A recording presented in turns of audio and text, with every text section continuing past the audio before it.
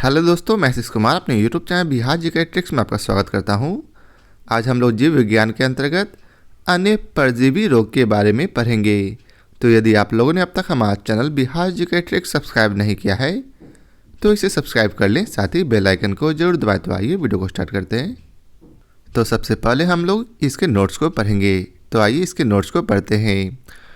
विषाणु, जीवाणु तथा कवक के अलावा मुख्यतः प्रोटोजोआ, प्लेटीहेल्मिन्थीन व निमेटोडा समूह के परजीवी भी विभिन्न प्रकार के रोगों के कारक जीव होते हैं।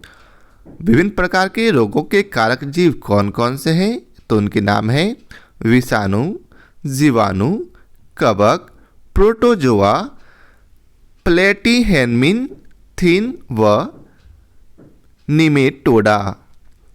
आगे है मलेरिया सबसे घातक परजीवी रोगों में से एक है, जो प्लाज्मोडियम नामक एक कोशिकीय प्रोटोजोआ जंतु के कारण होता है।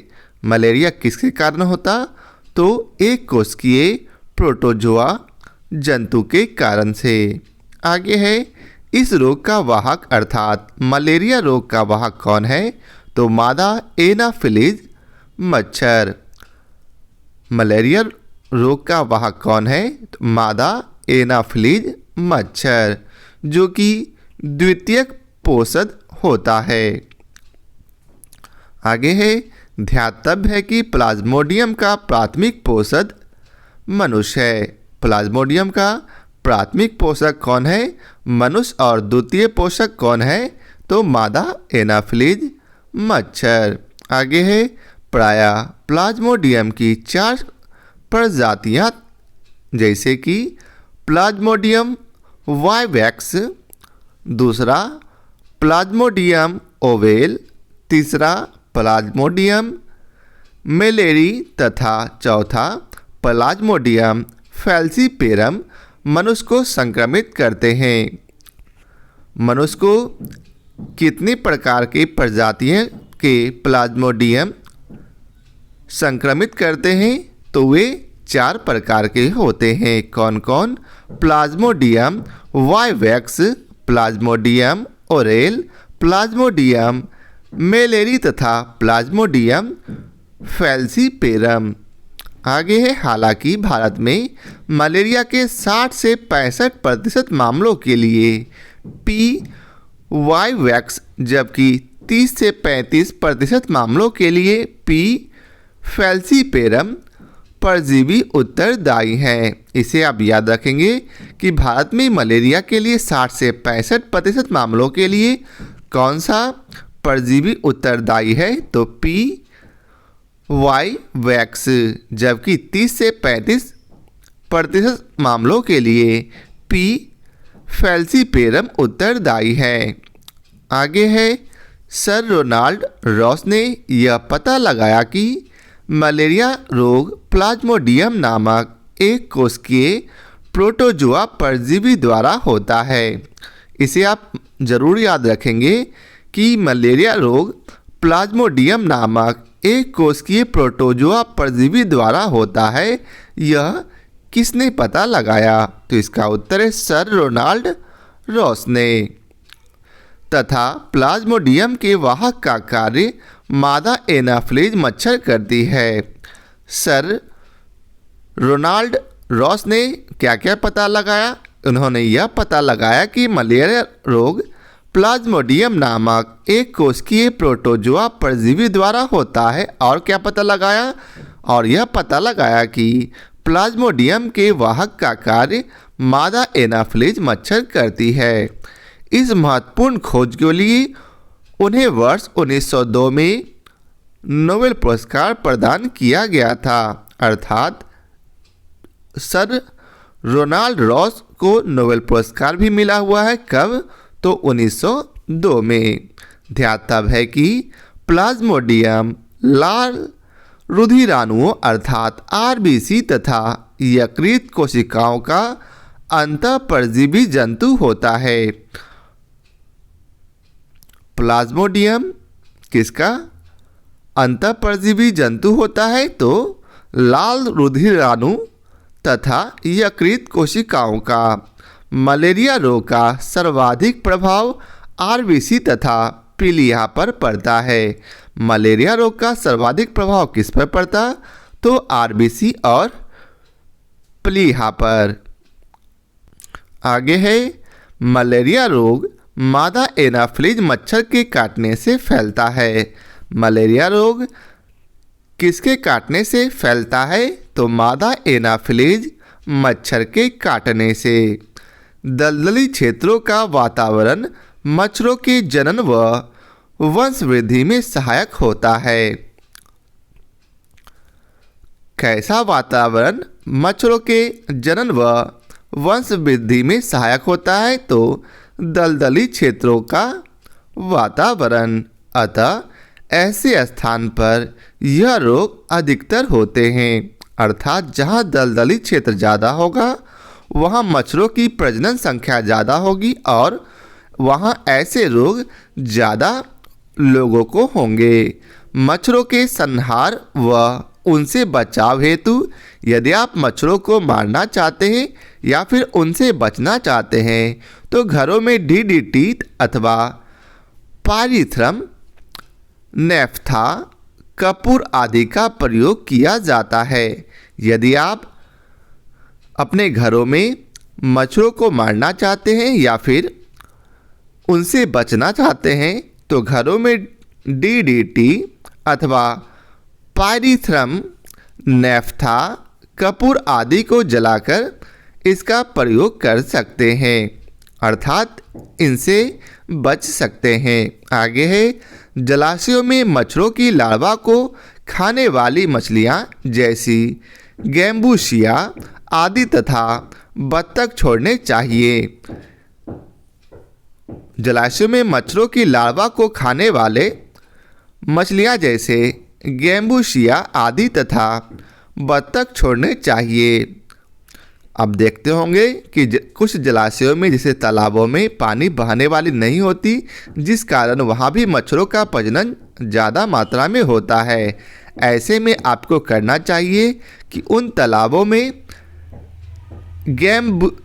गैम्बूसिया नामक मछली और बत्तख छोड़ने चाहिए ताकि वे इनके लार्वा को खा सके। आगे है प्राचीन काल से मलेरिया के उपचार हेतु सिनकोना नामक वृक्ष के छाल से प्राप्त कुनैन नामक औषधि का प्रयोग होता रहा है। तो याद रखेंगे कि मलेरिया के उपचार के लिए किसका प्रयोग होता? तो सिनकोना नामक वृक्ष के छाल से प्राप्त कुनैन का, जो कि प्राचीन काल से ही होता आ रहा है। हालांकि इससे मिलती जुलती कुछ कृत्रिम औषधियाँ जैसे कि एटीब्रिन, मेलुब्रिन, रेसोचिन, कामाक्विन, क्लोरोक्विन आदि औषधियाँ आजकल प्रचलित हैं। आजकल मलेरिया के लिए कौन कौन सी दवाइयाँ प्रचलित है? तो एटाब्रिन, मेलुब्रिन, रेसोचिन, कामाक्विन तथा क्लोरोक्विन। मलेरिया प्रभावित क्षेत्रों में इस रोग से बचाव हेतु कुनैन, डेराप्रिम आदि रोग निरोधी औषधियों का नियमित उपयोग करते रहते हैं। इस रोग से बचाव हेतु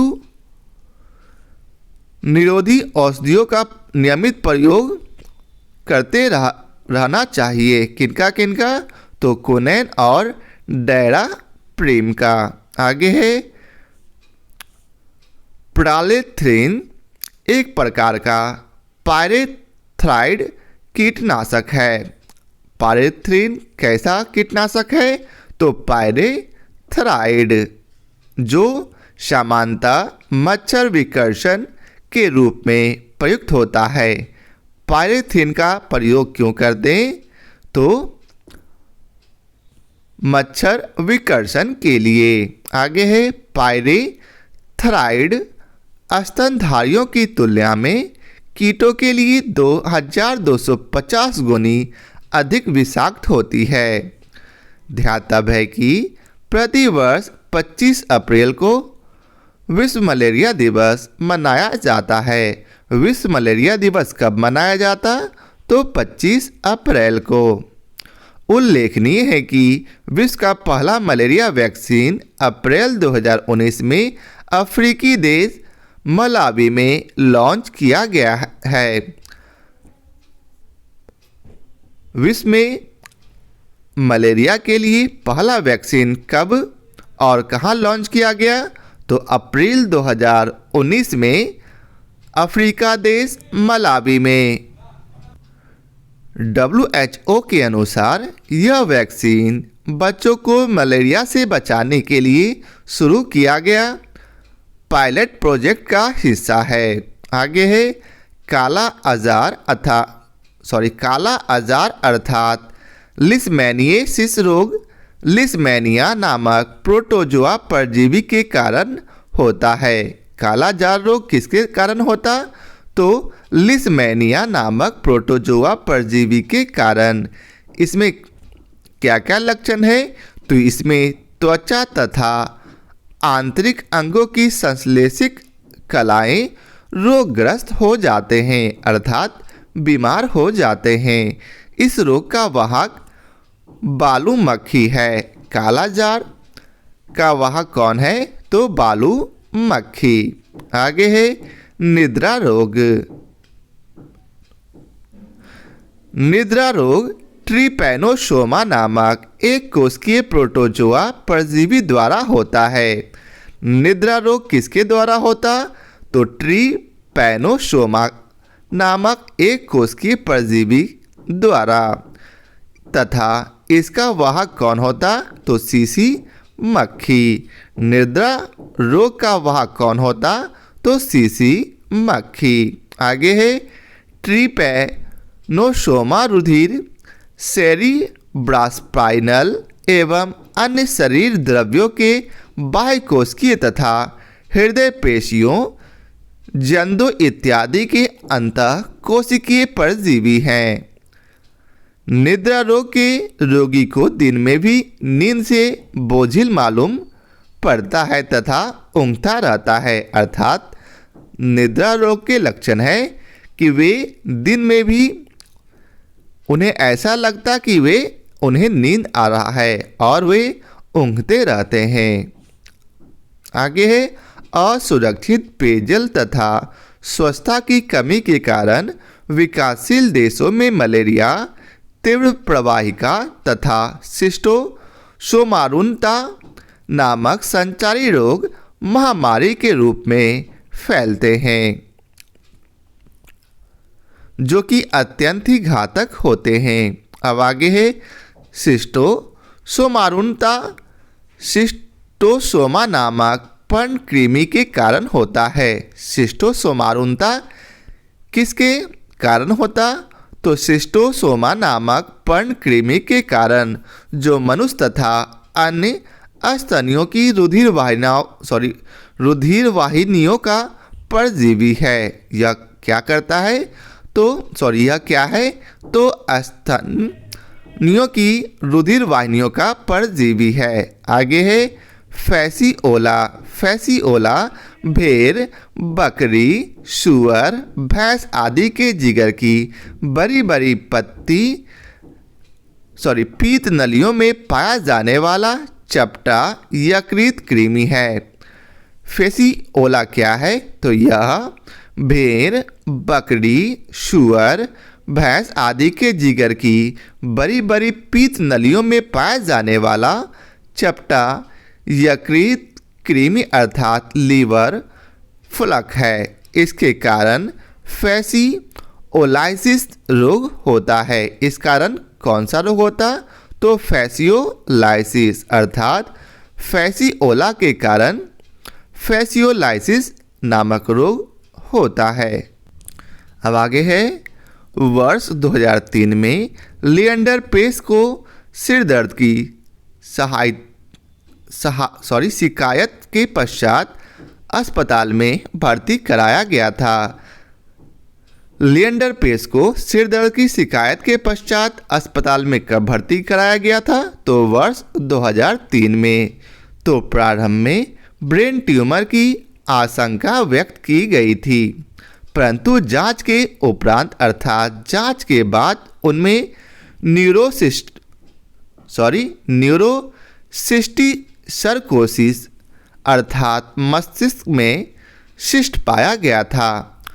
शुरू में आशंका थी कि उन्हें क्या हो गया है, तो ब्रेन ट्यूमर, लेकिन उनके मस्तिष्क में न्यूरोसिस्टिसरकोसिस अर्थात मस्तिष्क में शिस्ट पाया गया था। आगे है केंद्रीय तंत्रिका तंत्र को प्रभावित करने वाली यह बीमारी टीनिया सोलियम नामक फीता कृमि के कारण होता है, अर्थात न्यूरोसिस्टिसरकोसिस नामक बीमारी जो है किसके कारण होता, तो टीनिया सोलियम नामक फीता कृमि के कारण। मानव में इसका संक्रमण प्रायः सूअर का मांस खाने से या फीता कृमि के अंडों से संक्रमित जल के उपयोग से होता है। ध्यातव्य है कि फैसिओला, सिस्टोसोमा तथा टीनिया प्लैटीहेमिल्थीज संघ के अंतर्गत आते हैं। आगे है संघ निमेटोडा की लगभग 50 जातियां मानव शरीर में परजीवी के रूप में होती है। तो याद रखेंगे कि संघ निमेटोडा की लगभग कितनी जातियां मानव शरीर में परजीवी के रूप में होती, तो लगभग 50 जातियां तथा उसे हानि पहुंचाती है। आगे है फाइलेरिया को शलीपद, हाथी पांव या फील पांव भी कहते हैं। फाइलेरिया का अन्य नाम क्या क्या है, तो शलीपद, हाथी पांव या फिर फील पांव, जो शरीर में वुचरेरिया व्रैक्रापटाई नामक गोल कृमि के संक्रमण द्वारा होता है। फाइलेरिया किसके द्वारा होता, तो वुचरेरिया व्रैक्रापटाई नामक गोल कृमि के द्वारा। यह कृमि अर्थात वुचरेरिया व्रैक्रापटाई कृमि मनुष्य की लिम्फ ग्रंथियों में पहुंचकर उसे संक्रमित करता है। इसे फैलाने अर्थात वाहक का कार्य मादा क्यूलेक्स मच्छर करती है।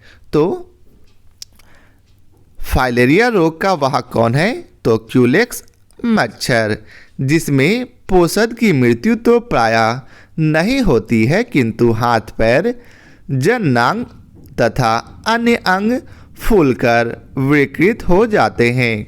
अब आगे है बच्चों में प्रायः एस्कैरिस के संक्रमण से एस्कैरिएसिस नामक रोग हो जाता है। बच्चों में एस्कैरिएसिस नामक रोग कैसे होता, तो एस्कैरिस के संक्रमण से, जिससे बच्चों का पोषण ठीक से नहीं होता। इस कारण से बच्चे अपना पोषण ठीक से ग्रहण नहीं करते तथा उनके शारीरिक व मानसिक विकास पर बुरा प्रभाव पड़ता है। जब बच्चे इस रोग से संक्रमित होते हैं तो उनका पोषण ठीक से नहीं हो पाता और उनका शारीरिक और मानसिक विकास नहीं हो पाता। आगे है रोगी की आंत से कृमि को निकालने हेतु चिनोपोडियम का तेल, मिम्बेडाजोल या अल्बेडाजोल, एल्कोपार आदि औषधियों का प्रयोग किया जाता है। अर्थात एस्कैरिएसिस नामक रोग से बचाने के लिए क्या क्या का प्रयोग होता, तो चिनोपोडियम का तेल, मिम्बेडाजोल या फिर अल्बेडाजोल, एल्कोपार आदि औषधियों का प्रयोग किया जाता है। उल्लेखनीय है कि एस्कैरिस का प्रथम तरुण डिंभक रिहैबिलिटिफॉर्म लार्वा कहलाता है तथा इसके द्वितीय जुवेनाइल अवस्था को एम्ब्रियोनेटेड अंडे कहते हैं जो मनुष्य के लिए संक्रामक होती है। अब आइए चलते हैं इसके प्रश्न कोश को पढ़ते हैं। तो पहला प्रश्न है, मलेरिया से प्रभावित होने वाला अंग है? तो इसका उत्तर है पिलिया अर्थात तिल्ली।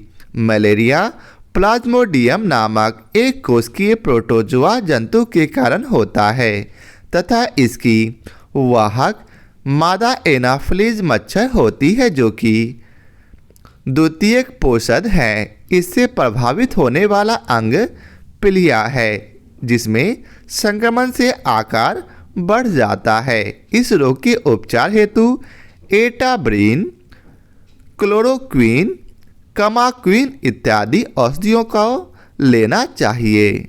अब अगला प्रश्न है, प्लाज्मोडियम परजीवी का वाहक है कौन? तो मच्छर। अगला प्रश्न है, निम्नलिखित में से कौन सा प्लाज्मोडियम परजीवी का वाहक है? तो इसका भी उत्तर है मच्छर। अगला प्रश्न है, मलेरिया तथा डेंगू में निम्नांकित में से क्या उभयनिष्ठ नहीं है?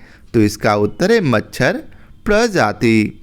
मलेरिया मादा एनाफिलीज मच्छर के काटने से फैलता है जबकि डेंगू मादा क्यूलेक्स फैंटीगेस एडीज एल्बोपिक्टस तथा मादा एडीज इजिप्टी मच्छर के काटने से फैलता है। इसके अलावा फीलपांव तथा पीत ज्वर भी मच्छर के काटने से फैलता है। अब अगला प्रश्न है, उस वैज्ञानिक का नाम बताइए जिसने यह खोज की थी कि मलेरिया प्लाज्मोडियम नामक परजीवी से होता है। तो इसका उत्तर है sir Ronald Ross. Sir Ronald Ross ने यह पता लगाया कि मलेरिया रोग प्लाज्मोडियम नामक एक कोशिकीय प्रोटोजोआ द्वारा होता है तथा प्लाज्मोडियम के वाहक का कार्य मादा एनाफिलीज मच्छर करती है जिसके लिए इन्हें नोबेल पुरस्कार 1902 दिया गया था। प्लाज्मोडियम लाल रुधिराणुओं तथा जिगर कोशिकाओं का अंतःपरजीवी जंतु होता है। अब अगला प्रश्न है, निम्नलिखित में से कौन सा रोग प्रोटोजोआ द्वारा होता है? तो इसका उत्तर है मलेरिया। अब अगला प्रश्न है, एक जीव के संपूर्ण संजीन का अनुक्रमण 1996 में पूरा हुआ था, वह जीव था? तो इसका उत्तर है ईस्ट। एस्केरोमाइसीज सेरेविसी ईस्ट या खमीर की एक प्रजाति है। इसे कवक जगत में शामिल किया गया है। इसके संपूर्ण संजीन का अनुक्रमण वर्ष 1996 में पूरा हुआ था। इसमें लगभग 6000 जीन तथा 12 मिलियन से भी अधिक क्षार युग्म होते हैं। अब अगला प्रश्न है, निम्नलिखित कथनों पर विचार कीजिए। उपयुक्त कथनों में से कौन सा सही है? तो इसका उत्तर है बी अर्थात केवल 3 सही है। अर्थात त्वचा, पित्तिका, नाक से रक्त स्राव डेंगू के कुछ लक्षण हैं। मलेरिया ज्वर का कारक प्लाज्मोडियम नामक प्रोटोजोआ जंतु है जिसका वाहक मादा एनाफिलीज मच्छर है। डेंगू रोग विषाणु जनित रोग है। प्रत्येक नेत्र गुहा पीड़ा नेत्र के पीछे होने वाली पीड़ा है जो कि डेंगू ज्वर का लक्षण है। अतः प्रथम 1 व 2 कथन असत्य है। त्वचा, पित्तिका तथा नाक से रक्तस्राव डेंगू के लक्षण हैं। अब अगला प्रश्न है, मलेरिया के संबंध में कौन सा कथन सत्य नहीं है? तो इसका उत्तर है ए अर्थात यह परोपजीवी कीट द्वारा पैदा की जाने वाली बीमारी है। मलेरिया रोग का जनक प्लाज्मोडियम नामक प्रोटोजोआ है जो कि एक द्विपोषदीय जंतु है जिसका वाहक मादा एनाफिलीज मच्छर है। मलेरिया रोग दलदली क्षेत्रों में अधिक होता है तथा इसके इलाज के लिए क्लोरोक्विन का उपयोग किया जाता है जिसे सिनकोना नामक पौधे की छाल से प्राप्त करते हैं। अब अगला प्रश्न है, निम्नलिखित में से कौन सा रोग प्रोटोजोआ द्वारा होता है? तो इसका उत्तर है मलेरिया। मलेरिया रोग प्लाज्मोडियम नामक प्रोटोजोआ परजीवी के कारण होता है तथा इसकी वाहक मादा एनाफ्लीज मच्छर होती है जो कि द्वितीयक पोषद है। इससे प्रभावित होने वाला अंग प्लीहा है जिसमें संक्रमण से आकार बढ़ जाता है। इस रोग के उपचार हेतु एटाब्रिन, क्लोरोक्विन, कामाक्विन इत्यादि औषधियों का उपयोग किया जाता है। अब अगला प्रश्न है, भारत में मलेरिया के 65% रोगियों के लिए निम्नलिखित में कौन परजीवी उत्तरदायी है? तो इसका उत्तर है पी वैक्स। दिए गए चारों विकल्पों में 4 प्लाज्मोडियम प्रजातियां हैं जो मलेरिया रोग की वाहक है। भारत में मलेरिया के 65% मामलों के लिए भी पी-वैक्स परजीवी उत्तरदायी हैं। अब अगला प्रश्न है, गोल कृमि से होने वाला रोग है? तो इसका उत्तर है फाइलेरिया। फाइलेरिया को फील पाँव भी कहते हैं जो कि शरीर में वुचरेरिया ब्रैकफटाई नामक गोल कृमि के संक्रमण द्वारा होता है। यह कृमि मनुष्य की लिम्फ ग्रंथियों में पहुंच जाता है। इसे फैलाने का कार्य मादा क्यूलेक्स मच्छर करते हैं जिसमें पोषद की मृत्यु तो प्रायः नहीं होती किंतु हाथ पैर, जननांग तथा अन्य अंग फूलकर विकृत हो जाते हैं। तो आज के लिए बस इतना ही। आशा करता हूँ आप लोगों को हमारा यह वीडियो पसंद आया हो। यदि आप लोगों को हमारा यह वीडियो पसंद आया हो तो लाइक और शेयर जरूर करें।